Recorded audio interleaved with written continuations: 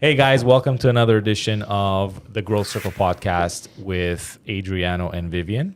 We have a very special guest in house today, one of our favorite people on the planet, Mansour, the Shake Shack. How do you say your last name? Alzair? Alzair. But you could just call me the Shake. The Shake. We got the Shake. Shake But Mansour. no, you're not on camera yet. Like, take it easy. I know you're excited. All right. So we have... I am excited. I know you are. So am I. We got Viv in the house. I know we'll applaud for Viv because she likes to be applauded. There we go. I just would like to correct him because it's the Growth I knew Circle it. with Vivian and Adriano. Vivian's first. I mean, I saw your face and I did it on purpose. Oh, it's written right behind you, so I don't need to say it. I think it's we're gonna have to have that changed. But anyway, that's nor here nor there. And of course, our guest of honor, we got Mansour in the house. Mansour, welcome. Let's just keep it going. Thank you for having me. What's cracking like everybody? Crack-a-lack-and I like it. So we wanted to have you on today because it is true. You're one of our favorite people. One of. I got many favorites. Luca's one of them, my son. So yeah, I mean, So Austin's we are going to be another one. political in this podcast. Well, we have no choice because I have to be, because I have to counter. Let's put it on. I mean, like what's in this chair. I need to counterbalance this because there's so much fire from that and Latina energy. So and much fire. all the stuff that attracted me to feistiness. Miami in the first place. I have to be the sane one. I'm not quite sure if that was a positive thing or a Positive negative thing. Otherwise, I'd still be engineering and like hating my job and the whole thing. So I love you for everything you've it was given the first to me. part, which was like I have to balance something. Counterbalance. You counterbalance me too. Okay. Okay, we're gonna move on. And so we wanted to have you on here, Mansour, because I have rarely seen a leader of a group of individuals as focused and determined as you. And when I say that, what I mean by that is, people can have teams, or like even when I played sports, being a captain of a hockey team, you're always giving 120%. And sometimes people are the captains, or they're given that position because they're just the most talented and the most gifted. And that doesn't equate to being the best leader for a group. So it's more of a look at my accolades and I'm the best and, I'm better than everyone. That's why I'm wearing the C on my chest.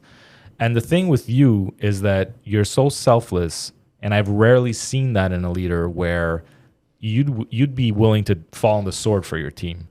And so that's why I'm so happy to have you in our studio, and I just want to get to it and talk a little bit more about you and what you're doing here.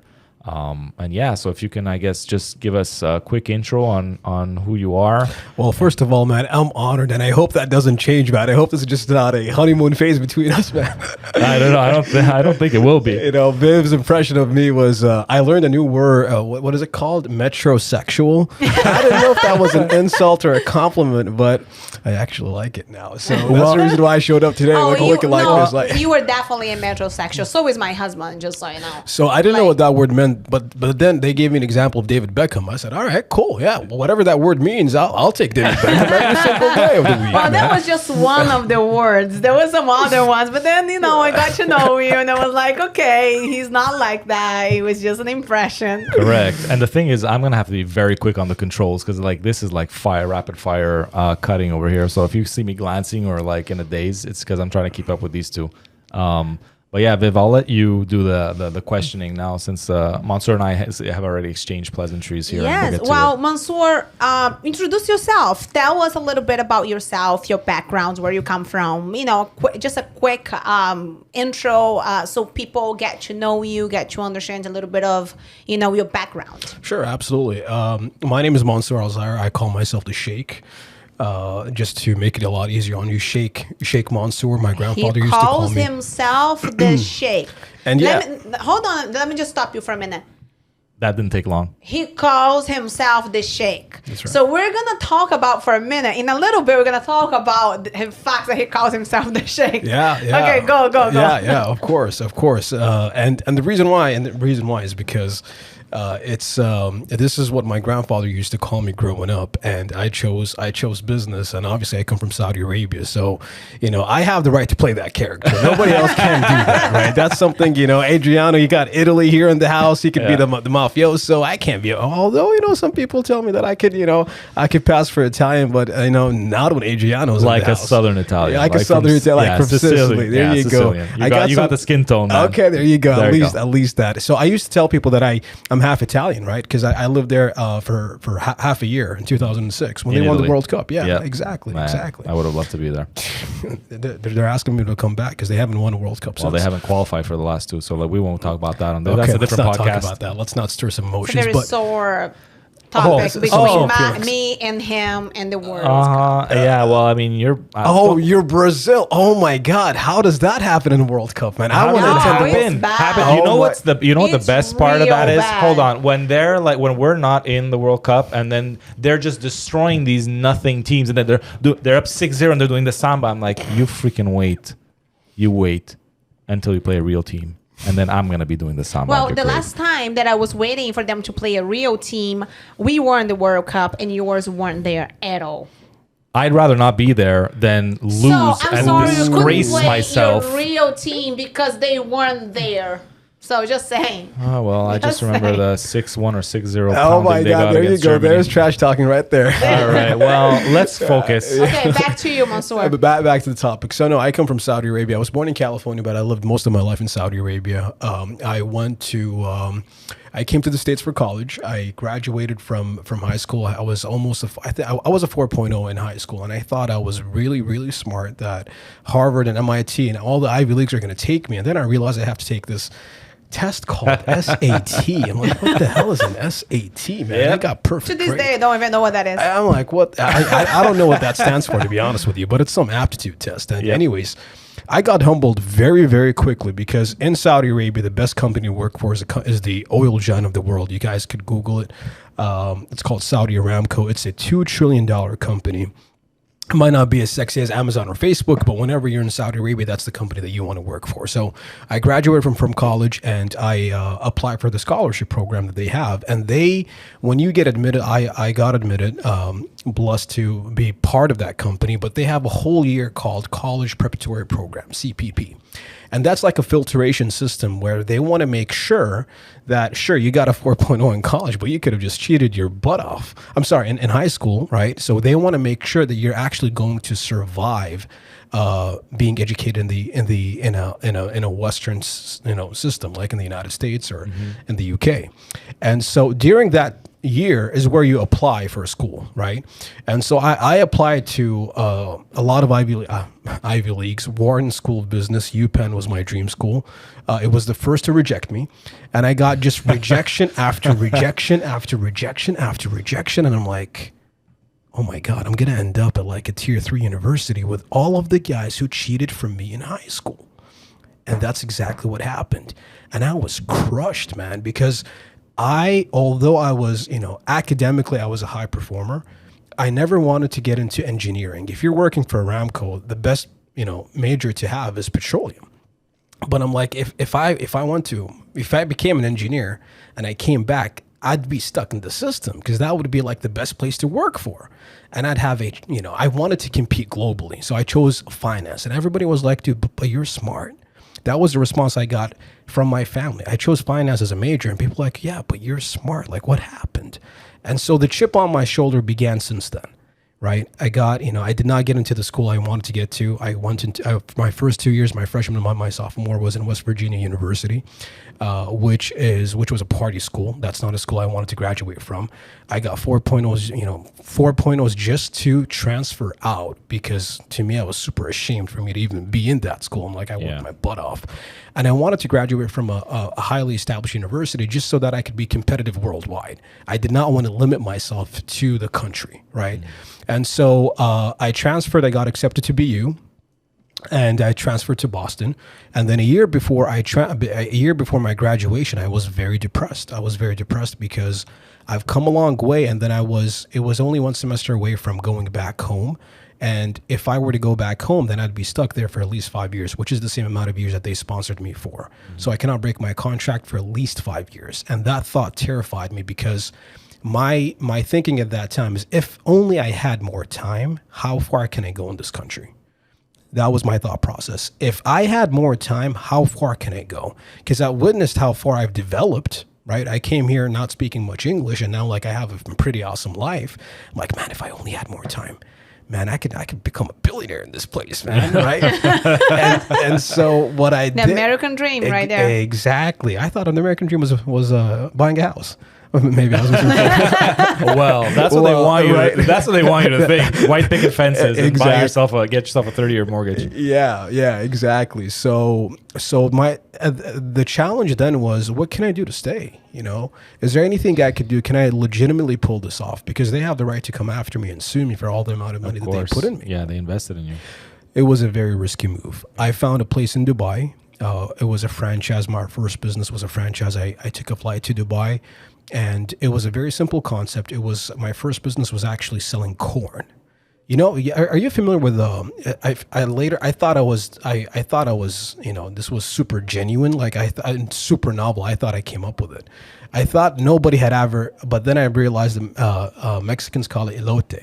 Are you familiar with that? Like the corn in the cob, and then you put some cheese on top, and that's Mexican street corn is what they Mexican call it. street corn. Exactly. It's one of my favorite things on earth. I'm the great. Saudi Ricardo's Arabian. too.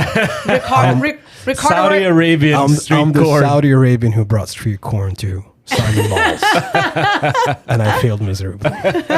I went bankrupt, practically bankrupt. You brought street corn to Saudi Arabia? I brought street corn to Boston, Massachusetts. I opened a kiosk in the middle of the mall where we would steam these Malaysian corn kernels. They were whole corn. Oh my God, they were so tasty.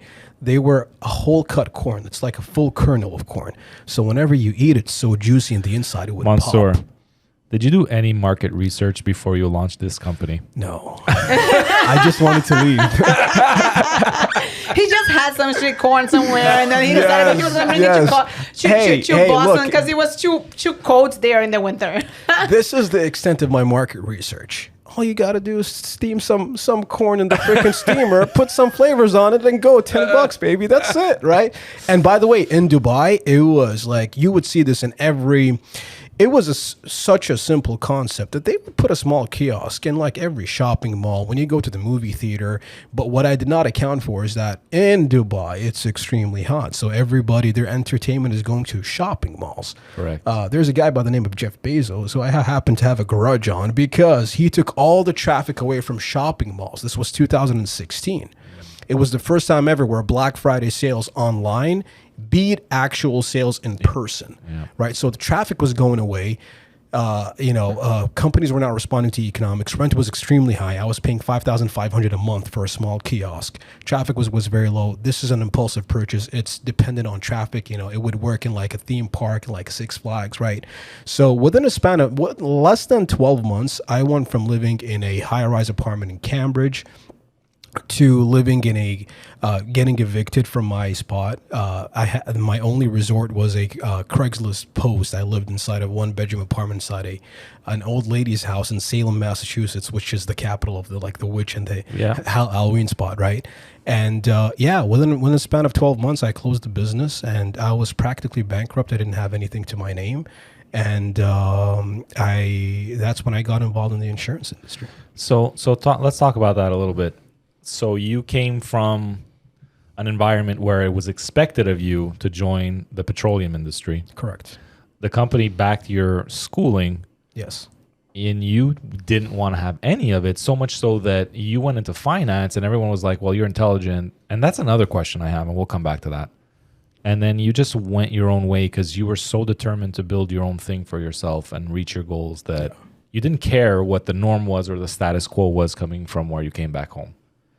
What was that like going up against family, friends, culture, expectations? No, Mansoor, Sheikh Mansoor, you need to be doing this because that's what our family does. Mm-hmm. That's where we've worked. You're the next generation. Dude, that takes fucking guts. I'm sorry, Yeah. but like, how was that? Talk us through it, because I'm like, shit. I had an easy time compared to that, but what was that like? What was that like for you? It's tough. I mean, it scars me until this day.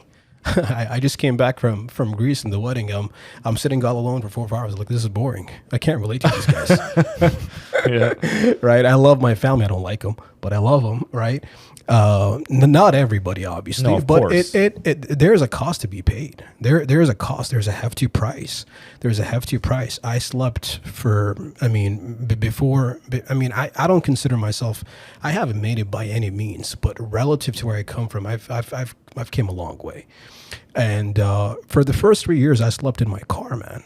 You know, it got to a point where I had no money, like zero, literally zero. All I had was dreams. All I had, I had hope, and I had an aunt who loved me like her own child, and she would send me money every now and then. She didn't have any kids, but she was a doctor, and she knew that I was in a tough spot, and that's how I survived, man. I left Boston. I got recruited into the insurance industry in Boston, and then it dawned on me.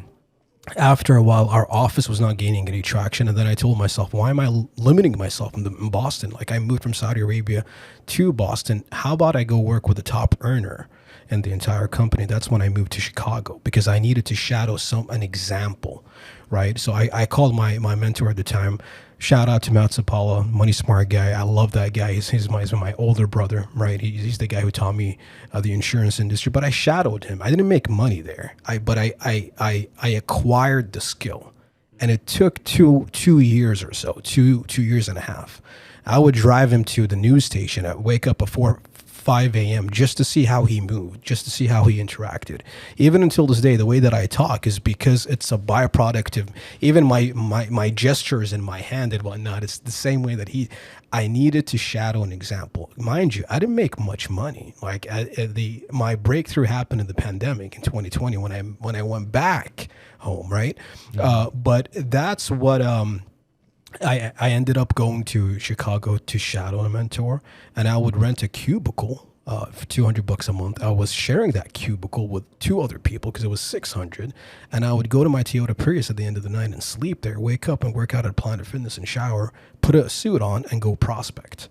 Right? Go prospect, build connections. I went to Chicago not knowing anyone, zero, and my task was to build a network from scratch. So during this entire 2-3 year process, you know, you could imagine how many phone calls I got from my father. Your cousin just did this. Your cousin just bought this house. You know, just admit it. You failed. My uncle did not talk to me for 18 months. By the way, I love my uncle. I love my dad. You know, we had a blast in Greece. But, you know, they did not support my decision. My grandfather would call me and he's like, hey, when are you going to stop dreaming? When is this going to fade away? I'm like, you don't understand.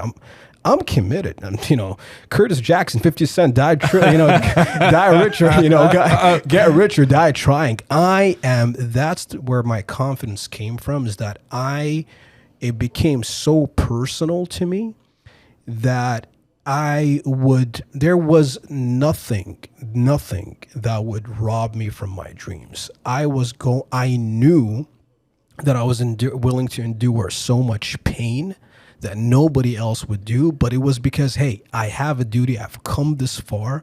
I'm the only guy. But by the way, the Sheikh did not exist. That's an alter ego that I had to develop because I had so much insecurities back then, and you know, it's damaging. I damaged a lot of relationships in the process. A lot of people that I expected to support me did not support me at all. So did you ever think of selling yourself out?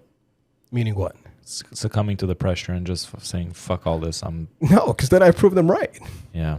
So it was like, obviously it was personal for you, but like I think that so many people sell themselves short right when they're when they're at their lowest low. I think that's when you can make the biggest gains, because I mean, you have nothing else to lose. Exactly. And so it's a shame when I see people that are right at that breakthrough moment. And then they just say, oh, it's too much pressure. I'm just going to give it all up. This doesn't work. But it's like, man, if they had just held on a little longer, they would have broken out of the mold and had some success. And then you get that positive momentum going like you have. And so that's why your story is so compelling. It's because like you literally went against the establishment, and like everything was laid out for you. All you had to do, all Sheikh Mansour had to do was like just step onto that first brick and become the sheikh, right? But a different sheikh than you are now, of course. Let me add something here. I think when I hear your story, when I look at you and I see the person that you are, because today, and we're going to get to how we met and how I got to know you. But today I know the person that you are, right? I know who you truly are. Like the Mansour without the sheikh and the Mansour with the sheikh. Two very different people, right? When I hear this story, the thing that comes to my mind is faith. Yeah. And I gave a speech about this at convention, right? Yeah. Which is a man of faith can't be bothered with. A man of faith, like nobody can do anything to a man of faith because you will die fighting for their dreams. And what I'm hearing is basically you were a young man, you're going to school, you're trying to find your place in the world. Everybody else around is telling you, hey, you should be doing this, but you know in your guts what it is that you truly want to accomplish for yourself. And even though everything around you is telling you go this other way, you had faith in yourself. And I know that's very hard because for me, it was the same thing. When I was young, I was, 22 years old, pregnant, running a business, trying to figure it out, like what I was going to do with my life. I used to be a very successful actress in Brazil. Very successful. Like, why would you live? You didn't know that? I didn't know that. Yeah. I was an actress since I was 7 years old. No and I kidding. left Brazil to go to film school. Yeah. And I end up. That was the Mary-Kate and Ashley of Brazil. Oh, Yeah, it was- I wouldn't put them on the I same was a very level. successful actress. I was going to school to be a director, a film director. And I was supposed to go back to Brazil. And I end up, when I came, I went to Canada to go to film school. And when I got there, and Brazil and Canada and the US is very different. So I got there, and the first night I was there, I was living, with a Canadian family. And the first night at 2:00 in the morning, I woke up and I was hungry, and I went down the street to Young and Bloor, and I bought a piece of pizza at 2:00 in the morning. What was I was walking in the street. From where? Like from a few streets over. No. What was the place? What was it called? Pizza, Little Caesar. Oh, it What was Pizza it? Pizza. Pizza was my favorite. Yeah. That's a very Canadian And thing. I lived at Bathurst Street, and I walked over to Young and Bloor, which is like, a few blocks over. And that was at 2:00 in the morning. To me, that moment was like, I will never go back to Brazil. Because this freedom right here, I will never be able to have this type of freedom in my life. And at that moment, I became a woman of faith. And it didn't matter what was going to happen in my life. I gave up on my career. I gave up on I was still going to film school. I still wanted to be a director, but I knew that I wasn't going back there. I knew that my purpose was here. So I understand what you're telling me when you're telling that story, because that's exactly what happened to me. But I was still 20 years old. I was a kid. I had no idea what I was gonna do with my life. I did know that I had a purpose. And when you figure it out that you have to go from a caterpillar to a butterfly, and you just don't know how just yet, but you do know that you do need to make that change. It is life-changing. Yeah. And that's what I'm hearing. Your faith, and then you had to create that alter ego. Yeah. And my first alter ego was Vivian Storms was my previous name. I got married, I became a businesswoman, and I made this alter ego, which was, my previous self. And then at some point I realized that I had to let go of that alter ego and become this other person. And I had to reinvent myself several times. But if it wasn't for every single one of those transformations, I wouldn't be where I am today. So that's what I'm hearing. The faith and the confidence on somebody that you had to become to be able to become the person that you want to be, that you were today. Does that make sense? No, 100%. It's not only faith in yourself; it's faith in God. I'm not sure who said this, but God doesn't put a dream in your heart just to mess with you. Either you feel, you go through moments in life, you go through experiences where you have a calling. I'm the only guy who was born in the United States. So I'm a dual, I have the US passport. So I have an option that's available at my disposal that nobody else has, right? So for me, it's like, hey, what if everybody asks the question of what if, right? What if? To me, I got to a point where I knew going into business was very risky and odds were against me. However, it got to a point where, when I think about that, it got to a point where I have two options. Either I go back home and then I work for 5 years and then I tell myself, then I'm going to go pursue my dreams. By the way, how many times do we hear that? Everybody's like, all right, well, okay. I knew that was not going to happen. 5 years from now, I'm probably married with twins. Like, my risk tolerance is not going to be the same as when I'm in the system and I'm comfortable. Then it's like, hey, you're handcuffed. Then you're focused on your career goals and whatnot. Okay. Or I take this massive risk right now, and chances are that I will fail because odds are against me. Let's be objective about that. Business is not easy. But then what? Then would I rather go back home and wonder the rest of my life what could have happened? Yeah. What waking up at 36, we wake up in the middle of the night, you take a look at your wife, you're like,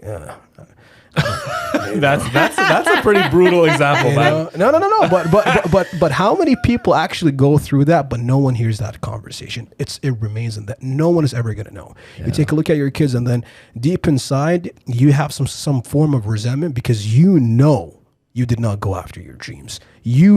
At some point you settled. At some point you conformed to what was expected of you.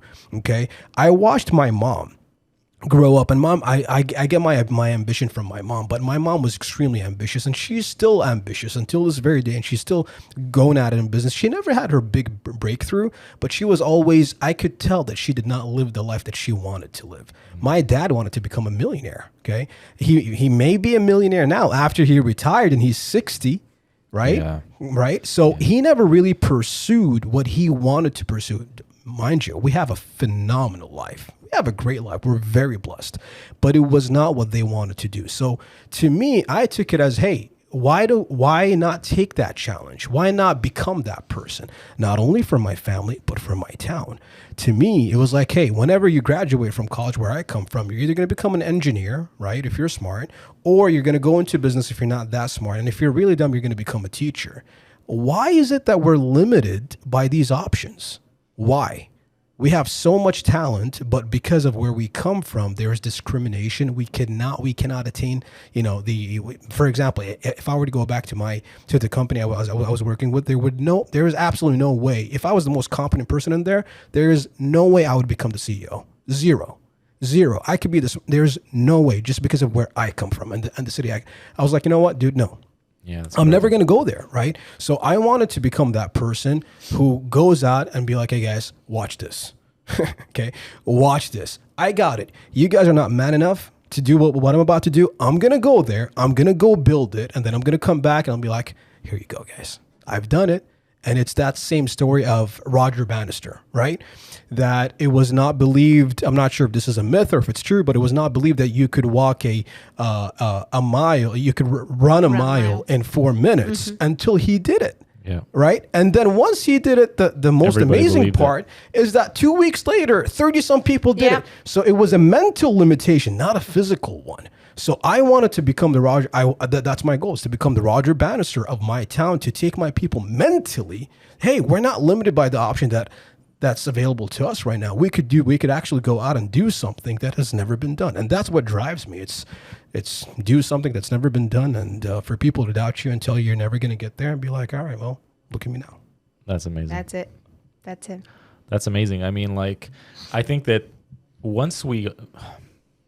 everybody has that driving, motivating factor behind what they're trying to accomplish. And sometimes it's just as simple as being real with yourself. Like, you weren't willing to sell yourself short just because of what was expected of you. And I admire that about you a lot, because I certainly didn't follow that path. Now, I was always told I can do whatever I want with my life.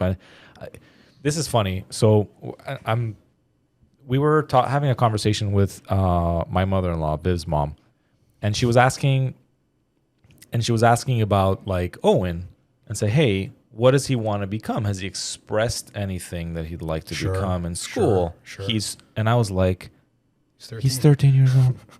And then she's like, well, because Vivian knew she always wanted to be an actress, and Eduardo, my mom for you. and Eduardo, but it's, you have to understand, they like, that's the upbringing, that's the expectation, it's the culture, whatever. It's the, like, that's who she is, and that's fine. That's not a knock on her at all. I've seen it in the Italian culture too. It's like, hey, you're going to become a doctor, a lawyer, an accountant, or an engineer. Sure. And so I was like, well, he's 13 years old. I didn't say anything because I know better. So Vivian was like, he's 13 years old. How can he know what you want? Oh, well, you knew that you wanted to become an actress, and Eduardo knew he wanted to be a lawyer at 13 years old. And, you know, he should know what he wants to do by now. And I'm like, man, I was going to university, and I went into engineering. I didn't even know if I wanted to be an engineer. And it turns out I didn't. Sure. So, and here I am. So it's very hard. Even in this moment, it's always like, you're always like thinking, what's next? How can we make this better? What can we develop? What can we build? Life doesn't start and stop with the expectations that your culture or your society or your town puts upon you, like, or lays down for you. You can't, I mean, you gotta, at some point, you gotta realize that you're your own person, and you're here.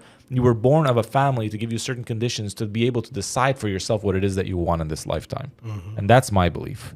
And so, yeah, man, that's kind of it. Like, that's so good on you, man. That's really, really amazing. No, dude, I'll tell you this, man. I mean, and there is still, I mean, for the people who are listening to this, I mean, we've crossed some milestones, but we haven't arrived yet. I mean, and I'm inspired by you guys, because when I started knowing, I mean, we've known each other technically for a few months, but it's like we've known each other forever, just because of the instant connection, right? And sometimes you need to meet someone who is much successful than you, who's at a higher level than you. Maybe they're ahead in life than you are, just for you to realize how great you can become. Because when I met you guys, I'm like, wait, hold on a second. That kind of rewind, without you guys even knowing it. But when I met you guys, I'm like, whoa, I kind of underestimated what's possible for me. Because if I have you in my corner and your experience of what you've been able to accomplish, I have no doubt that I'm not going to quit. So it's destined to happen. And it's coming from a fundamental belief, because entrepreneurship is a different language. And that's what I realized, like, coming back from Greece, I'm telling you guys, it was not the best. It was what I was looking for, but not what I expected. It stirred the fire in me, because I don't relate to a lot of people now. Yeah, I felt that's me and Adriana. I felt don't like relate to a lot of, to most people. I felt like a fish out of the water. I was like, this sucks. Like, this sucks. I felt estranged, right? And no one was interested enough to know what's happening in my life. Not no one, right? But for the most part, we grew apart. And it's because my language has changed. Not only the distance plays a role, but my language and my lens is very different. But it is a language. And once you adapt that language, then you're able to speak it, and then the results are going to follow. So the fundamental belief that I had that made me, if you were to ask me, why did you continue believing? Faith is one part of it, but it was also a realization that I was the problem. Not the company, not the industry. I was the problem. All these guys came and they were successful, right? So it was me. I needed to develop. I needed to grow. I needed to become a different person. I needed to create an alter ego. I needed to read books. I needed to acquire a skill set. It was me. And my dad, I recall this one time, my dad called me. It was a Sunday night. I just finished a leadership call, and my dad called me, and he was screaming, man. And and we were going at it. And at that time, like, my dad doesn't know that I'm walking to my car to go to sleep, right? And like, they're not even aware of my conditions at all. But he just went berserk on me, man. How long ago was that? This was, I want to say 2019, right? Gotcha. This was 2019. And at that time, and my dad is like, hey, just admit it. You failed. Give up. Like, there's so much opportunity out for you. Saudi Arabia is just, changing. It's growing. There's so much that you can do. Just come back. And I was so super like, nope, I'm staying. Why? Because I knew that I wasn't the person that I needed to become in order for me to attain success. I needed to grow. And that's exactly what happened, because when I left the company, all the skills that I acquired, I went from 0 to 3 million in 12 months. So that was an insurance company that you used to work with before, Correct. right? So you built a team. Correct. So walk us through so people would know kind of like what happened there. So you got into the insurance industry, you moved to Chicago, you started shattering your mentor. You learned the business, and then you built a team of how many people? In total, my agency, in the 5 years, I recruited roughly 200 to 250 people. So you were there for 5 years. You recruited 250 people. Correct. Okay, and just so people understand, that's an insurance agency that for people to come in and work with you, they had to pay for it, right? Correct. So it's high volume recruiting, right? And people would start their own business. So there was a initiation fee of roughly, I think it was $199, like $200. So you're recruiting these people, yeah, to work with you. correct. What comp? 30%. You recruit. Yeah. Hold on, I need to breathe for a second. Hold on. You recruited 250. You had 250 people writing in your agency at a 30% contract, They and were they not had writing. We're recruited. Oh, but recruited. not necessarily. Right. Okay. Yeah. And they had to pay $200 to start with you, correct. and they were at a 30% contract. Correct. Okay, got it. Okay, okay, got it. So, and then what was the agency doing? My agency there? Yeah. We were not doing much. I was the only person who was making decent money. And it's because that was,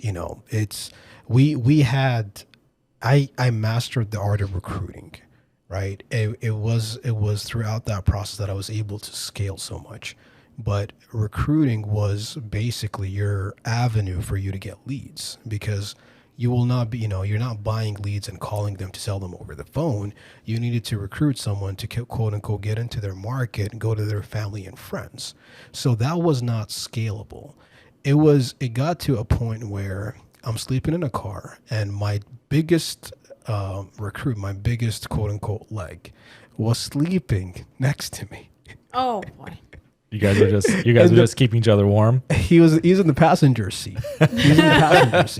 Now, mind you, We laugh now, right? Yeah, But it's not funny Yeah, at the time. I recruited this guy from Boston, my running mate, right? He was in school. Yeah. He quit school, right? He was going to go into real estate. I said, no, man, you got to check out insurance. And then he moves with me. He follows me from Boston to Chicago. And one night, I'm sleeping in my car, and he's sleeping in the passenger seat. And my mom calls me 3 a.m. and we get into a fight. Okay, and I'm screaming. And by the way, I mean, I'm a devout religious, I hope, Muslim, right? So, you don't shout at your mom. You don't even Well, nobody should shout at their mother. Yeah, like that was very out of character of me, right? Very out of character. But the memory is so vivid because I was super emotional and I was screaming, and he's sleeping next to me, right? And it was just like when you're in the middle of war and you're in the midst of war, you don't want someone to inject limitations. Like I'm fighting the very programming that you put in me. Yeah. Okay. Yeah. I need you to maintain your distance, because I'm trying to overcome a program and override a program here. I'm creating this alter ego, right? Because I need to become a different person. And so it was that realization that made me realize that, hey, we're selling people a dream, but I'm seeing their life deteriorate. That's the one thing I'm the most terrified of. Yeah. Because when Adriano and I came to the industry, I was an entrepreneur. He was getting into entrepreneurship, breaking all of those programmings from being an employee and the whole thing. But I was an entrepreneur. I knew what it took, and I knew that if it only depended on me, I was gonna make it happen.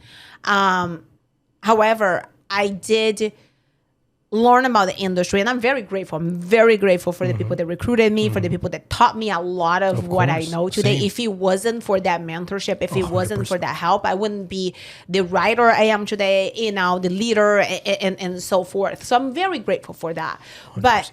I remember all the corporate overviews and all the people talking about the opportunity, and it was, I think it was not as bad as where you were at, but I could understand that a lot of the people that I would see on top, they were making money on the very, very, very top.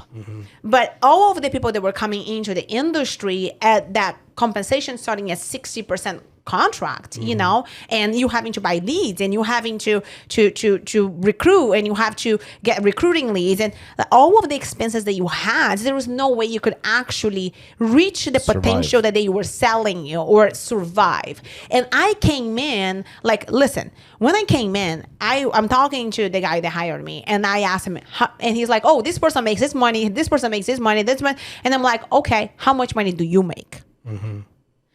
And then he told me that he had made $400,000 that year. And I was like, $400,000, and you have an agency with this many people. Okay, we can't start there.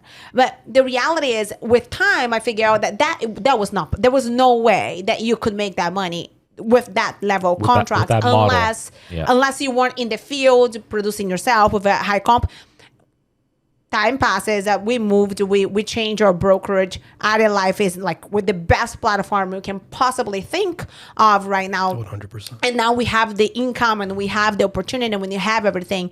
But the thing is, when we recruit people, when we bring people in, it's that realization. I'm telling you that if I give you everything you need to be able to have the life I have, you can actually get there.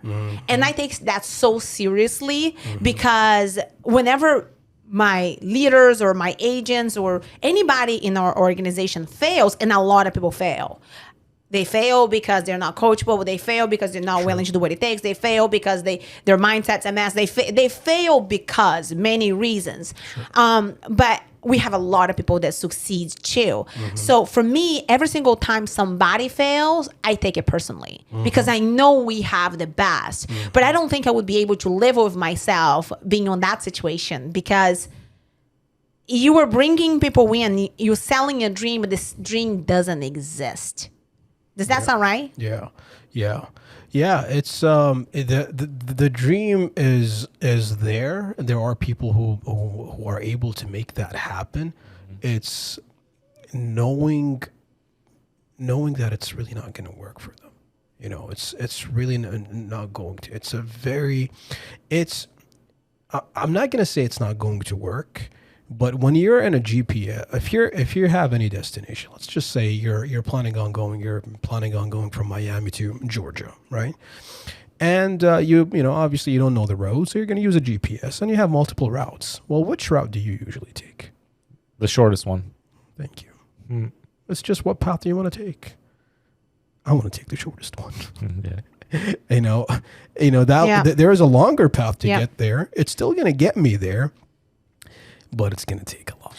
And I think that in this case, like, don't misconstrue what if they're listening to that, the shortest path. Sometimes like people want to take shortcuts. That's not what you're talking about. You're talking about getting in the fastest vehicle. Correct. And traveling the same path and getting there way quicker than the next person. Correct. Got it. And there's a few things that play a part on getting into the fastest vehicle. One of them is going to be your comp level. It's going to be the platform you're utilizing.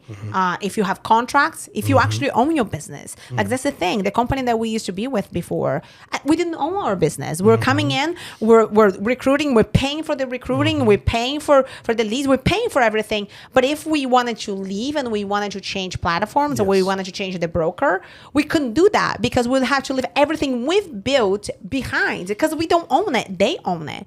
We don't own we didn't own our book of business. The other thing is leadership. Sure. Like having real leadership, people that will teach you how to do the job because they've done and they have a track record. You know, I think that people underestimate the value of culture. You know, having a culture that will get people to believe in themselves, even though, you know, this business, you're going to go through a learning curve. And if you don't have the culture to bring it all together and to keep it in place. So how, since then, let's just move forward. Since then, you left that company. That was a little bit of that trajectory for you since making that change. Yeah. So what happened was I was going through a time when it was the pandemic was the best years, right? That was when the insurance industry adapted to doing everything over Zoom, and that's really that was a game changer. I mean, COVID was a game changer. I hear some people. I don't know if we can say COVID in this podcast, but hey, if anybody's listening to this, COVID. If anybody's listening to this and you guys want to bring that, you know, stuff back. I mean, if you want to get into COVID, we can record a separate podcast altogether. That'll be very interesting. I'm just saying I'm not opposed to it. You know, if it wants to make a comeback, please come back. You know, we need to see. Well, I'm going to fight you on that one. I don't want to see it anywhere. Yeah, well, look, all I'm saying is that was the best time for our agency because we went virtual. We were not virtual before that. It was all in person, and I was stuck in the States for 5 years. I couldn't see my family for 5 years because it was all in person, right? And it's like having a baby when you begin a business. You cannot leave. So I was stuck. But when COVID happened, the insurance industry was forced to adapt. Yeah, to adapt. And they were accepting e-signatures and all of that stuff. And I'm like, wait, holy crap. I could be like one of those YouTubers like sitting in the ocean, right? by the ocean and be like, hey, I'm here on my laptop and blah, blah, blah, blah, blah, right? All these ads that I used to see back in the day. Yeah. So when that happened, I was in Saudi Arabia and I was able to scale sitting from home. And that to me was a feeling like I've never experienced before because I'm like, wait, I'm with my parents. All I got to do is switch my time clock. I would wake up at 3 p.m. I didn't go to sleep until like 8 a.m. But I was totally fine with that because I was super focused. And I would do that every day of the week if I could just go spend an hour with my grandfather. Right. And everything was virtual online. So that was the time when our agency expanded. But unfortunately, what happened was my practice company, they decided to turn back to in person after COVID died. So I came back to Chicago at that time. And I couldn't go back to that in-person model. I just couldn't go back because I did too well. I did very good, virtual. That, the force of having to come back to the office and do things like I felt it was going, I felt like we were going in the wrong direction. Yeah, of course. We were going backwards. In addition to the fact that I couldn't self-rescue myself. Although I was producing, it just, the agency that we were with obviously was a lot of underwriting. It was all underwriting. There's no such thing as simplified issue. Simplified issue to me was like, what is this? So you're saying everything was fully underrive yes. Medical exams and the whole 9 yards. Yes. That's craziness. So what happened was I went back home. I went back to Chicago to attend a wedding. This was my best friend in Chicago. He still is my best friend, but he's a big client of mine, and he invited me to the wedding. So I went back, and so he has an exotic car rental company, and I was only there for the wedding. And so after the wedding, I would hang out with him in exotic cars, obviously Rolls, Lamborghinis, all that. I'm like, this is like a man cave for me, man. Yeah. But I applied what I learned from my agency and the insurance company that I ran to help him grow his exotic car rental company. So before I left, he's like, hey, man, like, can you stay? Like, depending on how much you want to pay. Yeah. Right. And he cut a check for me. Right. This was in August. In December, we had a falling out. Okay. We wanted to take the company in one direction. He wanted to take the company a different direction. I'm like, dude, this is my best friend. And now I have a falling out with him. Yeah. My best friend in the entire world, I had a falling out with him, and we're still not talking till this very day, right? Like I was gonna go to Greece to meet him in Sweden. I can't track this guy down. So it went to a point where I had no money. I had a falling out with my partner. All the insurance policies that I was producing at the time, they were all caught up in underwriting. I would not get paid. I had rent to pay, and then I got into a car accident and I crashed into a Bank of America. Now, listen to this. Jeez. Listen to this. One day I walk out, the car's not there. What happened? Repo. Yeah. After 2 years, I thought they wrote that Prius off. I got it from Massachusetts. They repoed it in Illinois. The look of defeat. What if your car was repoed? Let's just hypothetically, it would never happen to you. But if that was the case, if your car was, what would be your first course of action if your car was repoed? To sit down and cry. Sit down and cry. But who would you call? My mom. Your mom. And then?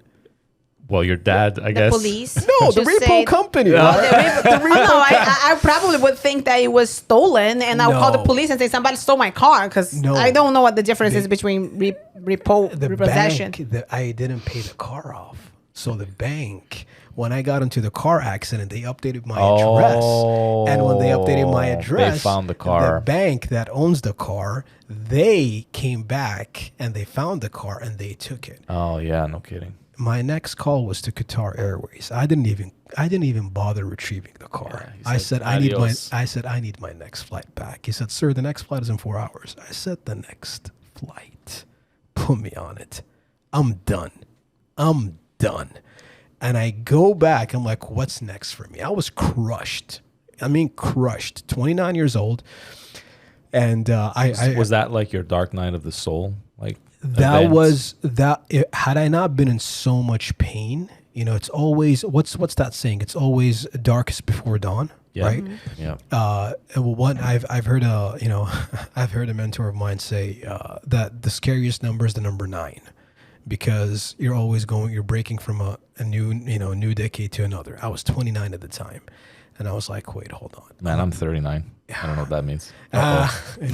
but don't trust me. This is the reason why the Porsche's outside. Yeah, well. It's coming from that. Like that's the last purchase of my 30s. But I felt like a loser, man. I was 29 years old. Like I got nothing going on for me. When am I going to get married? When am I going to have kids? I mean, I got nothing to me. Nothing. I'm 29 years old. I was super defeated. So at that point in time, that's when I heard about our platform in Family First Life. And, that's when I made the decision, because I was like, hey, I really got nothing to lose, man. I mean, this is just not working out for me. And I saw an opportunity, I saw an opportunity, and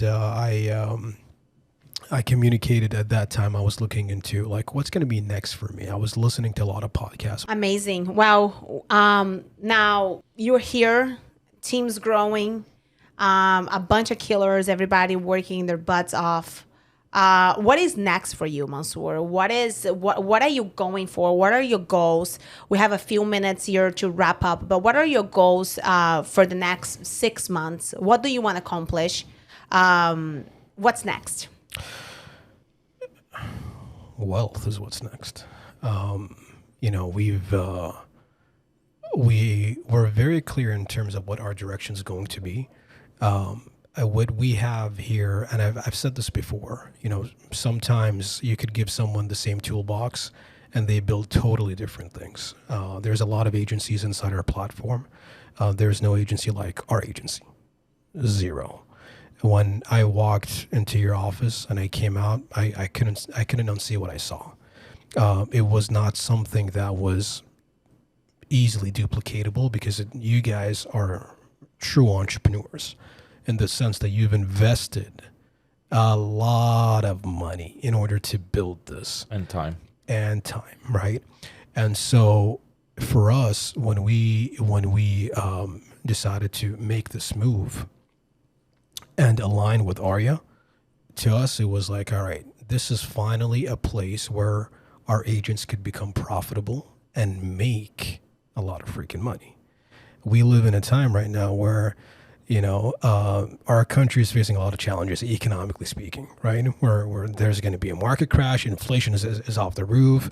Who knows if there's going to be another pandemic, or you're an essential worker or not. This is the time for people to what? There's a closing window of opportunity, and if you don't get your income, to high 6 figures, then the next decade or so, that might not be the best time to be in the States, in my opinion. But this is the time for the biggest wealth creation is happening right now. The question is, how are you seizing the opportunity? This is a solution for a problem that everybody has. And it's what? You're not making enough money. I don't care how much you're making at your job. Inflation is eating your income up. So what is your strategy for you to face inflation? What is your strategy? What is your position from an upcoming crash? What happens if there's a next recession and you end up getting that phone call and they're telling you, hey, we're going to have to let you go. The whole department is gone, including me. I'm sorry, right? Well, what's your answer to all these problems that we're facing? A lot of people in the States right now are left with what? With these questions unanswered. But we have an answer. Why? Well, because the insurance industry is rock solid. Doesn't depend on, when was the last time you worried about inflation? Does that change our products? No, definitely not. Never. Right? Of course not. When was the last time you worried about a recession happening? We make more money in a times of recession, yeah. recession. It's recession proof. Why? Because people want the opportunity where they get to control their time. They get to control their income. No job out there is going to pay you what inflation is right now. No job out there. So now you're forced to do something outside of that. Everybody has a full-time job, a part-time job, and then a side gig. Hey, enough with that stuff, right? So we know that we have a solution in place. We're not going to wrap up the year before we scale our agency to $1 million a month. Okay, that's happening. But what's next for us is we want to build. Our goal is to disrupt this insurance industry.